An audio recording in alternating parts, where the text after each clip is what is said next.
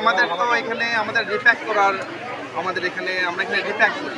আমরা খেজুর নিয়ে এসে বাইরে থেকে বাংলাদেশ থেকে খেজুর নিয়ে এসে আমরা এখানে রিপ্যাক করি, মানে বাছাই করে রিপ্যাক করা হয়। তো এখানে আমি হাসপাতাল থেকে এসে যখন বাসায় খাবার খাচ্ছিলাম তখন আমার আম্মু বললো যে আমাদের গোডাউন থেকে আগুন মানে ধোঁয়া বেরোচ্ছে। তখন এসে দেখলাম যে এখানে স্পার্ক করতেছে, আর আমাদের এখানে প্রায় মানে ছাদের উপরে কার্টুন রাখা ছিল। সেই কার্টুনগুলো আপনার প্রায় 60-70 লক্ষ টাকার মতো কার্টুন ছিল। পাশাপাশি আমাদের 1 কন্টেনারের অধিক খেজুর ছিল এবং মেশিন ছিল, আমাদের রিপ্যাক করার মেশিনগুলো ছিল, মেশিনগুলো সবগুলো, এবং আমাদের একটা পিক আপ খেজুর পরিবহন করার যে পিক আপটা পড়ে যায়। আরেকটা গাড়ি আমাদের বের করতে সমর্থ হই, কিছুটা হয়তো বা ক্ষতিগ্রস্ত হয়েছে, কিন্তু বের করতে সমর্থ হয়েছে।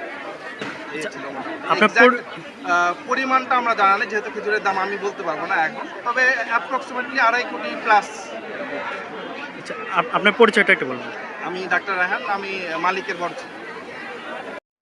ছেলে। বলেন। 28/4/2026 তারিখ আমি আমার অফিসে ছিলাম। মোবাইল ফোনের মাধ্যমে জানতে পারি যে সরকার আজিজ হক কলেজের নতুন ভবনের অপোজিটে একটা গোডাউনে আগুন লেগেছে। আমি তাৎক্ষণিক আমার কন্ট্রোলকে জানিয়ে আমি ফায়ার সার্ভিসকে ফোন দিই। ফায়ার সার্ভিসে ফোন ব্যস্ত পাই, এসে দেখি ফায়ার সার্ভিস কাজ করছে। ভিতরে প্রবেশ করার পর দেখতে পাই যে একটি গাড়ি ভস্মীভূত হয়েছে, একটি গাড়ি অর্ধভস্মীভূত। কিছু খেজুরের রিপেয়ারিং প্যাকেট খেজুর নষ্ট হয়েছে। মালিক পক্ষের সাথে কথা বলে জানতে পেরেছি কোনো প্রাণহানি বা আহত হওয়ার কোনো ঘটনা শুনতে পারি নাই।